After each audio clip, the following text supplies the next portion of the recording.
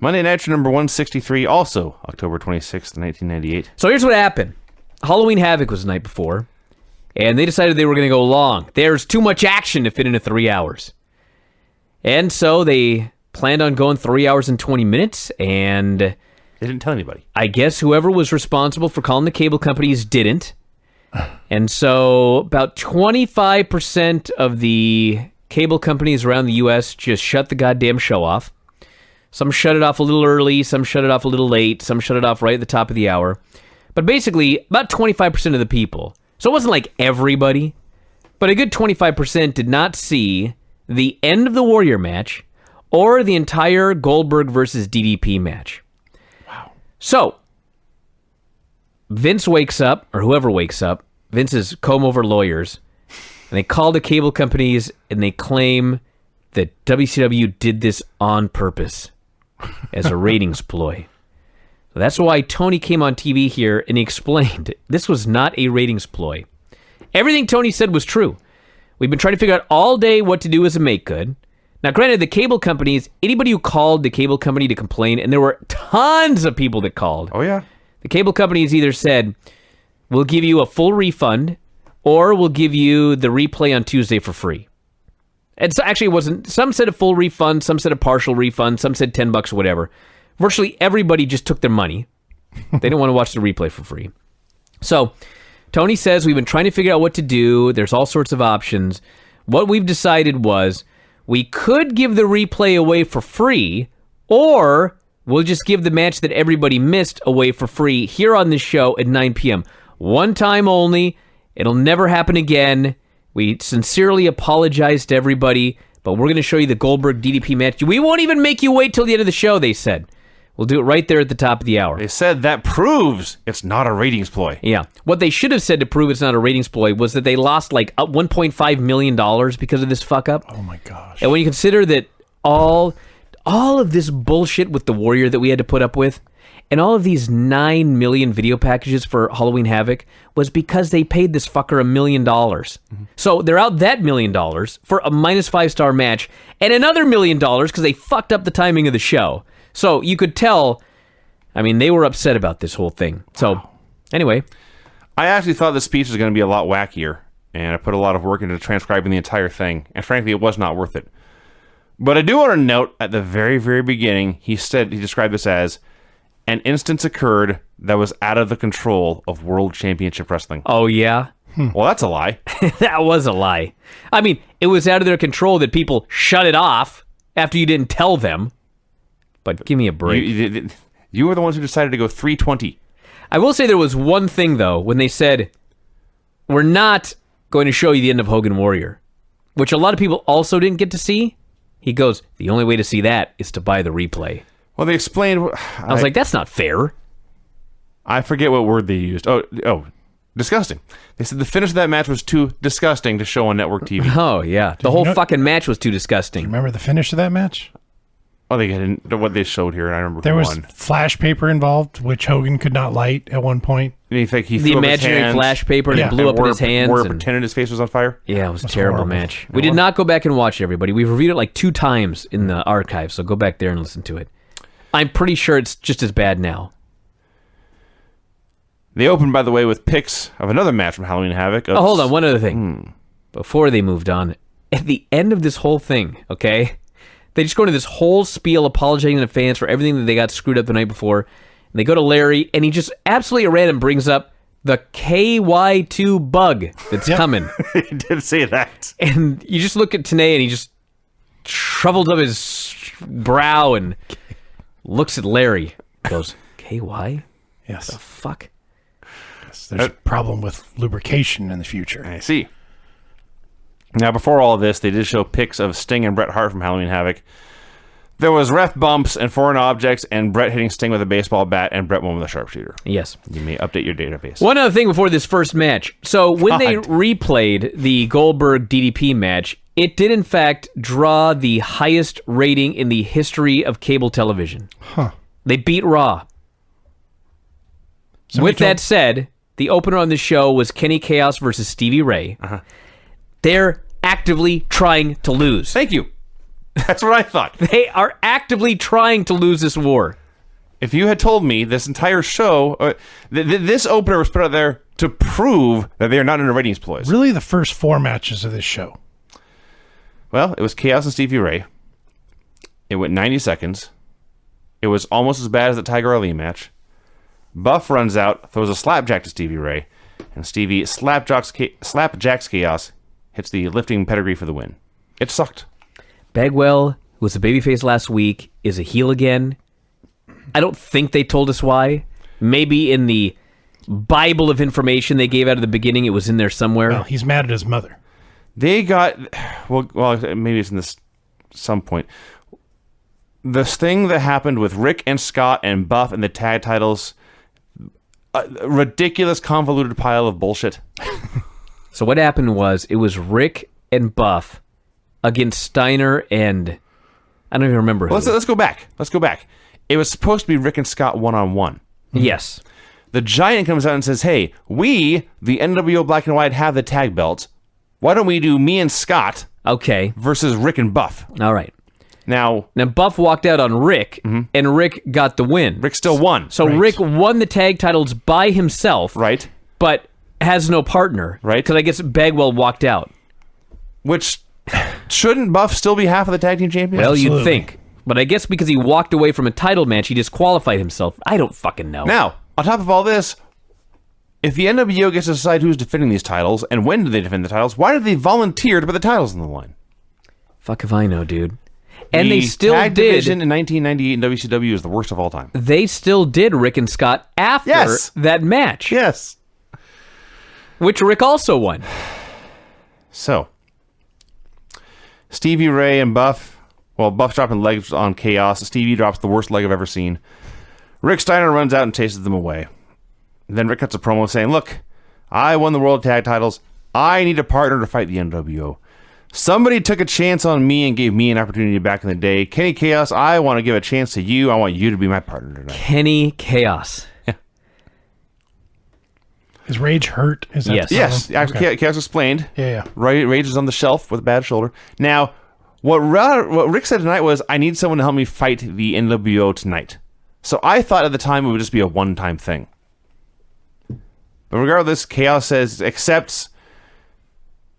he's idolized Rick for a decade. It would be an honor to defend the belts with him tonight. Well, I mean, is it a one-time thing? Well, They're champions. later, Chaos came out wearing the belt. Yeah, for tonight. Maybe. But maybe Rick just chooses a new partner every week. That would be an awesome gimmick. Yeah. Well, Actually, let's just see where tune this in goes. to find out who was the tag team champion this week. Regardless, at the time, I was fine with this. The match sucked. The post-match thing was fine. Canyon versus Prince Iaukea. Oh, God, dude. Moves. It's not even the moves. This is... Canyon won with Flatliner, okay? That's all you need to know. Okay. This is not necessarily a Canyon thing, but it's happening all the time in WCW. It happens a lot today. And that is people finding it more important to try to have a good match than have a match that makes sense in context. Why in the fuck was Canyon selling this much for Prince Iaukea? They're just doing a bunch of moves. Canyon's selling and taking all these giant bumps for fucking Prince Iaukea. And then he wins. It was preposterous. Thumbs down. I did like, here was where they broke the news about the Hogan Warrior finish being too disgusting for network TV. And they kept repeating the claim. And the more they repeated it, the funnier it got. Mm-hmm. The Four Horsemen came out for a promo. And they said Mongo was missing. He had been partying too hard in Vegas the night before. But Flair promised he would be there by the end of the show, which turned out to be a lie. They run their mouths a bit. Out comes Eric Bischoff. And he is playing Mr. Nice Guy. He admits he made a mistake. These fans wanted to see you wrestle Ric Flair more than I understood. To prove that I am a bigger man, I'm big enough to admit I was wrong. There's no doubt fans want to see you. I am putting you in a match tonight. Flair begins to call out everyone in the NWO. He says he's going to be ready in 10 minutes. Bischoff refused to name the opponent, but says, he said you will wrestle tonight. And Flair said he did not trust Bischoff, but he'd be out there later dressed to kill. Nitro party clips. These guys had their own Nitro girls, which puts them higher than most Nitro parties on the totem pole. Or all. Almost. Well, others have had Nitro girls before. Picks of Scott Hall versus Kevin Nash from Havoc, where the finish was Nash hitting 2 powerbombs and then walking out to lose by countout. Yeah. He didn't pin. Welcome to this week's Geek of the Week back then in 1998. What a fucking geek All you look like that on this build show. up to that match, and then Kevin Nash doesn't want to win. And the payoff later on this show. Alex Wright versus Barry Horowitz. I thought it was Ty Dillinger. I wrote the same thing. I spent this whole match trying to figure out, okay, Ty Dillinger is obviously Barry Horowitz. Who is the modern equivalent of Alex Wright? And honestly, I couldn't think of a good one. Yeah. It's a hard one. If any of you have a suggestion, I'm open to it. They did the funniest jump off the top rope and hit your face on the guy's boot spot of all time. Oh, that's horrible. Alex does that in like every match. I think he just jumped extra high this time, so it looks sillier. Remember Barry Horowitz in WWE, just a glorified job guy? He wasn't even glorified. He was Okay. a job guy forever, and then finally he got like a big win. He beat Chris And Candido. Yeah, That's they right. played it off like it was this giant thing, And they just kept beating him again. and then he literally was Ty Dillinger. Yeah. It's like they gave him a tiny bit of credibility, and they just went out there and jobbed a guy. He got an entrance after that, and that was it. He was really good. Barry was awesome. So, he went up top after this boot to the face spot, but Alex kicked him down, hit a neck breaker for the win. They showed Hulk Hogan attacking Horace last week. Then it was time for picks of the Hogan Warrior match. Giant interfered. Horace interfered. I didn't show this part, but Hogan eventually won. Sick Boy and Wrath. Oh God! Do any of you have any idea what they were doing in the first 15 or 20 seconds? Well, no, I don't. I just kept rewinding, asking, what are you guys doing? But what I got out of this match was Wrath has been coming out every week and squashing dudes, and then they bring him out here and they have a competitive match with Sick Boy. Sick Boy actually got offense on Wrath. And you want to know what happened when this occurred? The crowd died, and they stopped caring about Wrath. And finally he had his meltdown, they cheered for that, and that was the end of the story. Why did they give Sick Boy anything in this fucking match? What the fuck's going on with this company? There's a young man that was not well, was winning on Wrath for a minute. That's true. Yeah, this sucked. This absolutely sucked. DDP versus Goldberg from Halloween Havoc. Oh, I haven't watched this match since 1998. Yeah. By the way, I posted this on Twitter. When DDP was walking out, they had, the cemetery at the entrance of the ramp, and one of the big screen read Diamond Dallas Page, and I don't know why, but the tombstone right below where it said Diamond Dallas Page, the name on the tombstone was Wash. So it said Diamond Dallas Page, Wash. Okay. I think they were trying to send Diamond a message here. Oh, I see. Ah. He's dirty. He's an unclean man. Yeah. I liked Michael Buffer being sure during intros to say it's not the main event, it's the final match. I'm sure there was somebody's contract that insisted that be done that way. Yeah, I wonder who that might have been. So Page and Goldberg wrestled. It was really good. Yeah. It was very good, but like at the time, I remember people were like thinking it was just like a classic match, and they were playing it up like a classic match. I believe earlier in the show, Mike Tenay called it the greatest match he'd ever seen. Well, What? it wasn't. No. The first couple minutes, Goldberg was so out of control. You know what's weird too is I watched it when it was over. I thought, that was like a really good championship match, but I mean, maybe it's just we see so many great matches today, and I don't know, felt like a 3.25 star match watching it with modern eyes. Go back to the Observer. Dave gave it 3.25 stars. Oh, there you go. So apparently everybody else thought it was awesome. It was good. I mean, it Yes. was the best match of Goldberg's career up to that point. Sure. Probably ever. It may have been his best match until he ran into Brock Lesnar at WrestleMania, Yeah. which was his new greatest match of all time. That's true. But yeah, it was good. The best thing about this was it went maybe 10 minutes. Not far off that. And Goldberg beat his ass for the vast majority of it. Page cut him off a bit. Then Goldberg made his big comeback, but then he hit the spear, but he'd had a bad shoulder because he hit the post. So the drama now was only Goldberg could take Goldberg out because he hit Page too hard. So Page had a chance to recover off the spear. It wasn't even so much his shoulder. He speared him so hard he drove his own head into the mat like a DDT. That happened too. Thought he knocked himself out. And I will add, by the way, Goldberg selling his arm after hitting the shoulder post and Page working it over. Awesome. His arm's just hanging limp as he's reversing Irish whips and stuff. So there's the spear spot. Then Goldberg goes to the jackhammer, but he can't get him up because of the bad arm. And so Page turns the jackhammer into the diamond cutter. Everyone in Las Vegas jumps up to their feet. Page is down for a second, but he's down for a couple seconds, and then he goes to make the cover, but still Goldberg kicks out at 2. Not 2.9, 2, because he's Goldberg. And the best thing about this was everyone knew that was Page's one shot. He hit his one shot. It didn't work. They knew he wasn't winning. They didn't waste anyone's time. Because Page picked Goldberg up for a suplex, Goldberg turned into a jackhammer and pinned him. Done. It was a very good match. It was a very good match. Mm-hmm. Played to everyone's strengths. Like Goldberg, there's some things that Goldberg is so green at, but there's other things he does really well. Like he was really good at selling. Yeah. Which is weird. Doesn't even make any sense, because he never sold. But when he had to, he was pretty good at it. Or he really killed himself throughout this match, which is also a real possibility. So they go back to Nitro, and Tony Schiavone said this. I wrote this down too, and this I will share. It always comes back to the common denominator, because that's the thing that's going to drive ratings, the thing that's going to bring the fans back to the arena. It's not the shock value of things you see on TV anymore. It's great competition. Man. This poor guy. If only he was right. If only he was right, if only he knew what was to come. Yeah, it got worse. I think he was starting to figure it out. Maybe. Calling this goddamn show every week. That's actually possible. Let me talk about this next segment. Okay. This shit show. Jesus Christ. Gene goes into Nash's locker room. He says, "Can I talk to you?" And Nash says, "Come on in." And Nash is slumped over a little bit and just kind of shuffling, meandering. He goes and sits down, and in the locker room is also Scott Hall. And Gene says, "What happened last night?"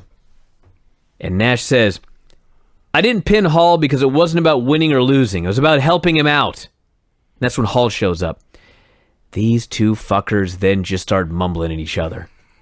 Gene's right in the middle with one goddamn mic. And first, Nash starts mumbling. So Gene's like, "Well, I got what the fuck's he saying?" So he puts a mic by Nash's mouth, but then Hall's talking. Mm-hmm. So then Hall's mumbling. And then Gene tries to get the mic over to that guy. No one can hear a goddamn thing that's going on. Not to mention, Gene is very short, and these are two very tall men. It was so horrible. And then they shake hands, and of course, Giant rushes in, and him and Hall beat up Nash and toss him through a wall. I was like, oh, so this is the only explanation, okay? They had one wall. Yeah. So they toss the guy through the wall, and they realize, dude, no one could hear what the fuck you were saying. Like, Gene, can you get the mic up to the guy's mouth? And Gene goes, "Well, I'll do it better next time." "We can't do next time. We fucking broke the wall." "Okay, put it on television." That's what aired on TV. This was hideous. This was as bad as that one interview where Diamond Dallas Page was in the room and the light was waving back and forth because they were talking about Hall, but they weren't allowed to talk about Hall, so they wouldn't allow him to put footage in. God, this place is just collapsing. I'm We had a guy call today and say, "Man, Raw last night, it's like watching WCW then." I'm like, no, it's not. Are you kidding me?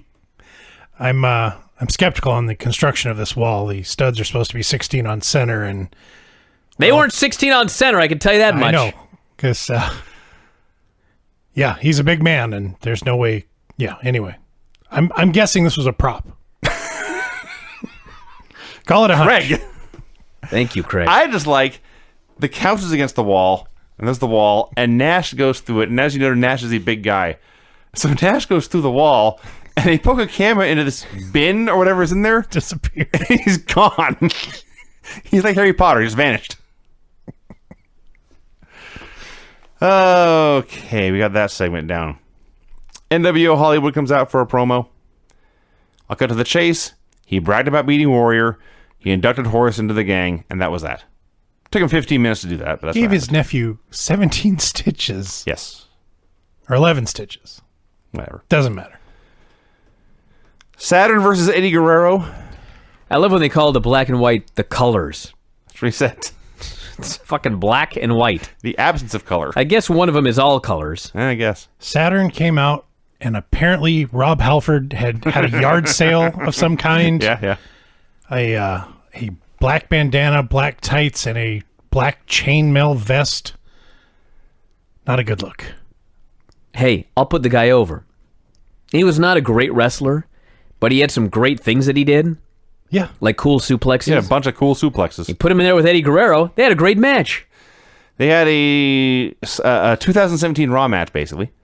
Just all cool moves. Saturn did a bunch of cool suplexes. Eddie did a bunch of cool, like, head scissors and arm drags and kicks. And Saturn was about to win with a DVD when the LWO ran in for the DQ. All of them, including some guy that nobody knew who he was. Well, first What the hell was that guy's name? First, it was just two guys. I forget which two. It doesn't matter. But between those two and Eddie, they cut Saturn off briefly, but then he made a comeback. And Saturn's comeback after the match was better than anything that actually happened in the match. And then like 6 more guys all ran in and beat him down, including a new person. Legit, at first, I thought it was Raging Bull. Yeah. I did too, actually. And then I realized he was way too short. But it wasn't. No. Apparently it was some childhood friend of Eddie's, but I can't remember. I cannot remember.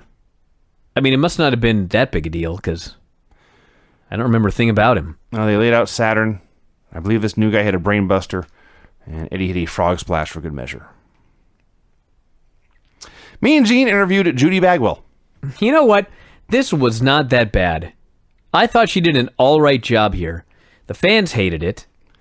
But, I mean, it wasn't that bad. She talked about Marcus degrading the Bagwell name. True. Said she was a mother on a mission. True. She was tired of being nice. She loved Marcus with all her heart, but she'd had enough of Buff. Okay, so it was corny. But You don't say. I've seen a lot worse, so... I mean, we'll have plenty to rant about on this show. That's all fair, but the fans did not like her. The fans have not liked her since her first appearance, and it was clearly time to just pull the plug on this, but that's not what they did, because they're WCW. No. There's lots to do with Judy still. Giant and Stevie Ray versus Rick Steiner and Chaos. Okay. So, there was so much awkwardness in this match. Stevie worked twice on this show. I thought... Did he? Yes. He did. He worked the opener. Yeah. I was writing about the awkwardness, and I was getting ready to just go nuts on Chaos and Stevie, because they're Chaos and Stevie. Right. But then I'm realizing that it's actually Rick Steiner and the Giant that just can't get anything right. They are fucking up left and right. And then at the finish, I have never seen anything like this before. The finish was the biggest clusterfuck I have ever seen that didn't get fucked up. Am I wrong? Oh. It was incredible. Giant and Chaos, I swear to God, Stevie Ray and Rick Steiner are doing a crisscross spot. And in the middle of it, Giant and Chaos did a spot in the middle of the crisscross, didn't get hit, and everything went off without a hitch. I was like, the crisscross is going on, and I'm like, what the fuck are Giant and Chaos doing? They're walking right in the middle of it. And Giant knocks the guy out of the ring, and the crisscross occurs, and nobody gets hit, and nobody falls down, and they pulled it off. And I was like, that was impossible.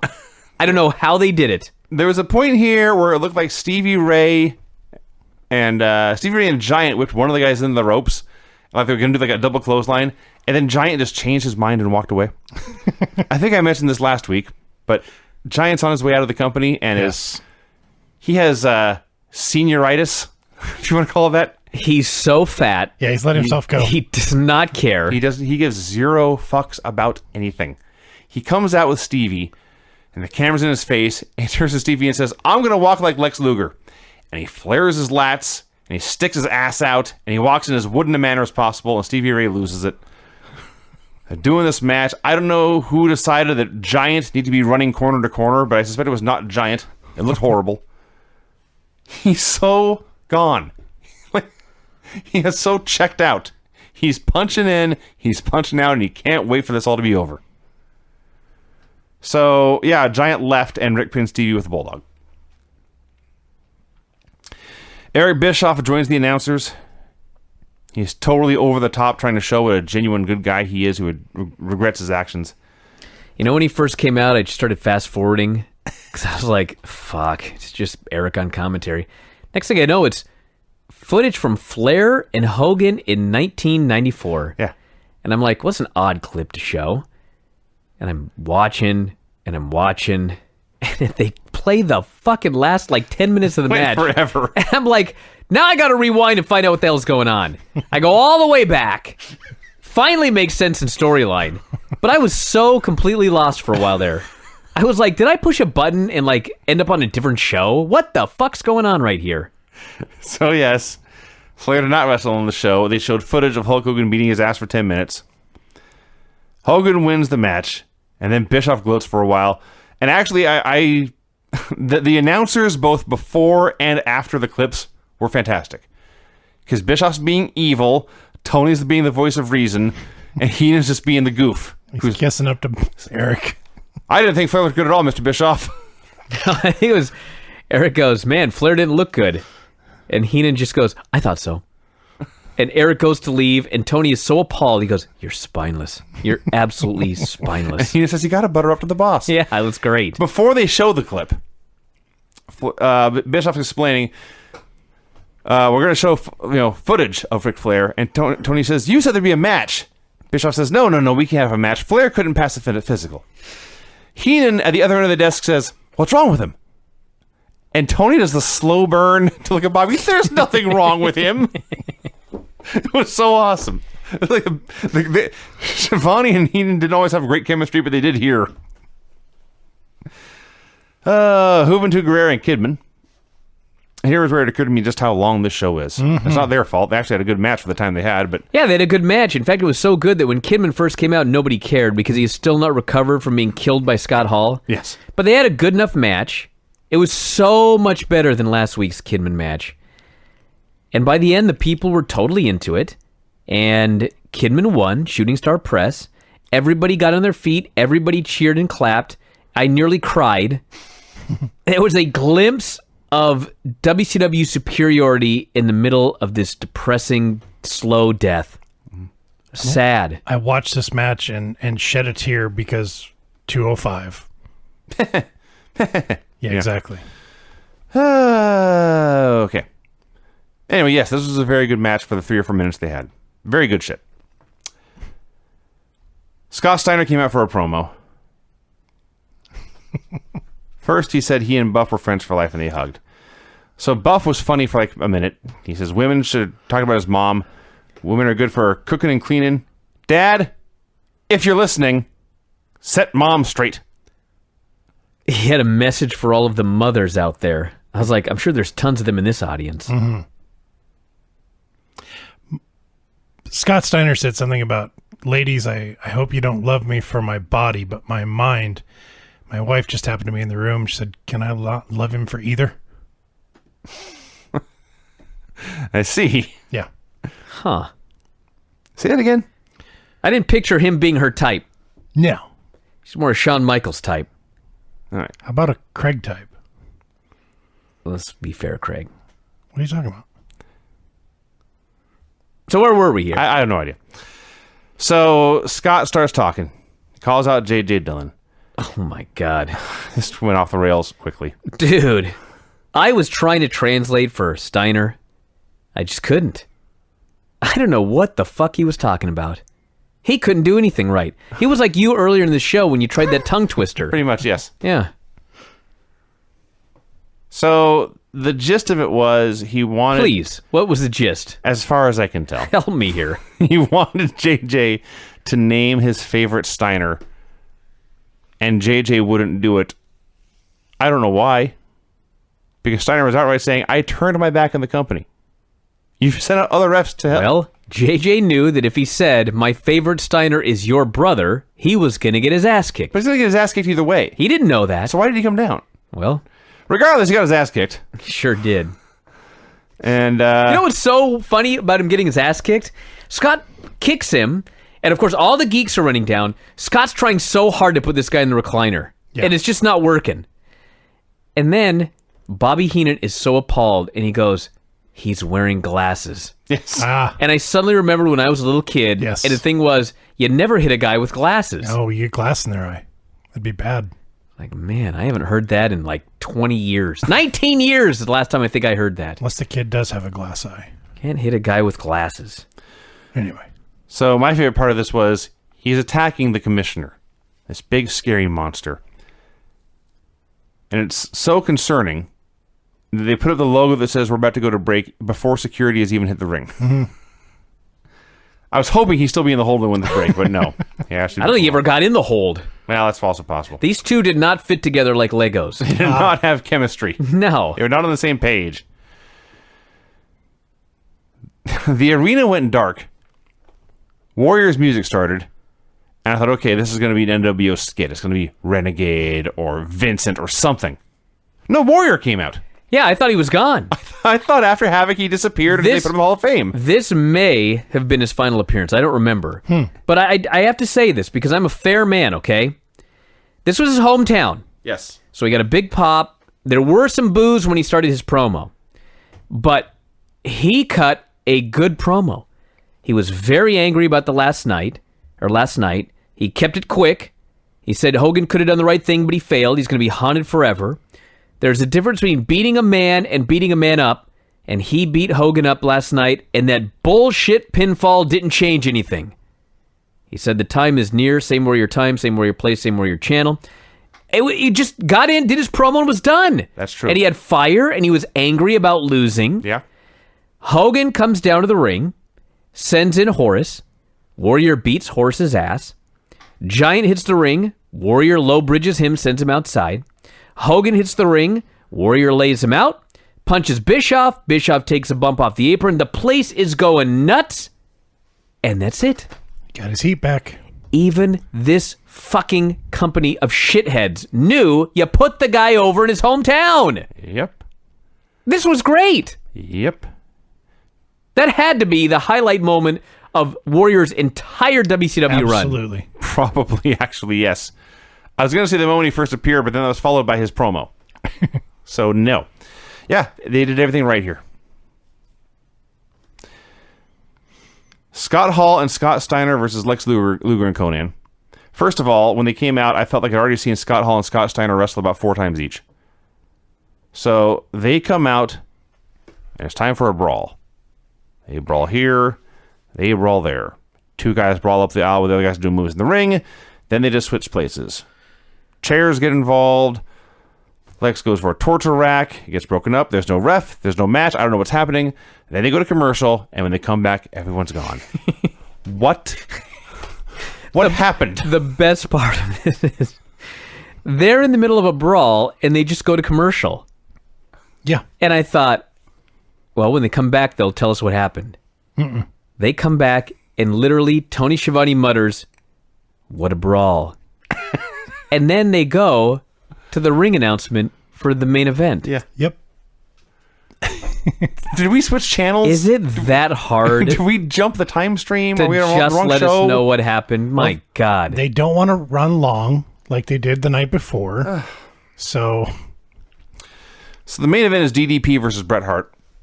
Remember earlier when I said the Giant don't give a fuck no more? Bret's on the same page. Like the most boring Bret Hart match of all time. He did nothing. Yeah, but you know what? I believe this was the first Nitro that ended with a good match and a title change since July. Probably.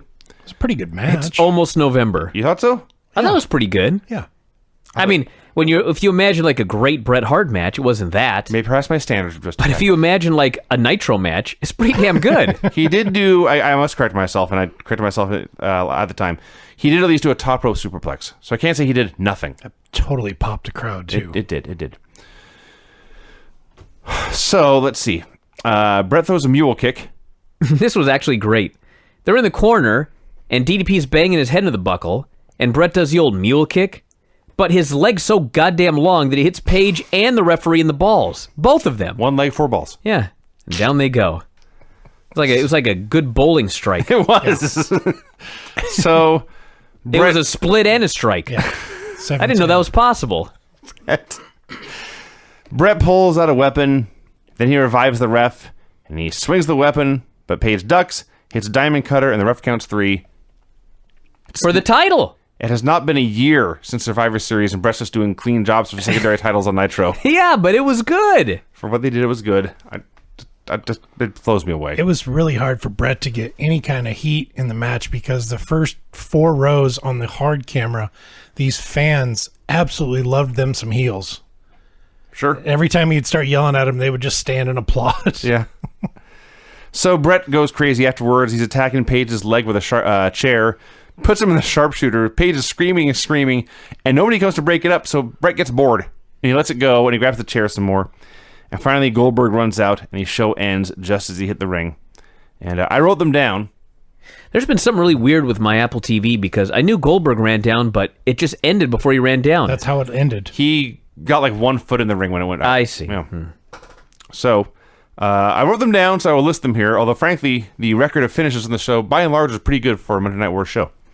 We had pin after interference in a weapon, pin in a squash, pin in a squash, clean pin in a pay-per-view main event, DQ due to run-in, clean pin, whatever the fuck that tag match was. I believe that would have been a no contest. I wrote WTF schmaz. Yeah. And then a clean pin. That's pretty good. So the finishes in the show were very good. Can you imagine? They're beating Raw in good finishes. But if you watch the show, it seems like everything's horrible. Somebody told me on Twitter this is the last time Nitro actually beat Raw in the ratings. I believe that's true. And they had to lose $1.5 million to do it. That's right. Yikes. Can you imagine? All right, everybody, that is the show here for today. We'll be back on Thursday with NXT and whatever. I haven't even decided yet. What do you think, Vinny? What have we not watched in a long time? I don't know. Going by the poll, everyone seems to want Impact. Yeah, I have not watched Impact in a while. We can do an episode of Maybe Impact. we'll do Impact on Thursday. You guys both get Access TV? I don't. Never mind. No. Okay. I don't want to watch it anyway because I watched the New Japan when it happens. That's true. So I'd be reviewing old stuff that I've already seen. Oh, that's Although horrible. it would Who would be want to listen to that? New for Vinny. We'll think about it. I'm still taking requests, everybody. At Brian Alvarez, Brian at WrestlingObserver.com, the board. However you want to communicate, go ahead and let us know there, and we'll figure it out for Thursday. And that is it. We will talk to you again after a while. Good night. Adios.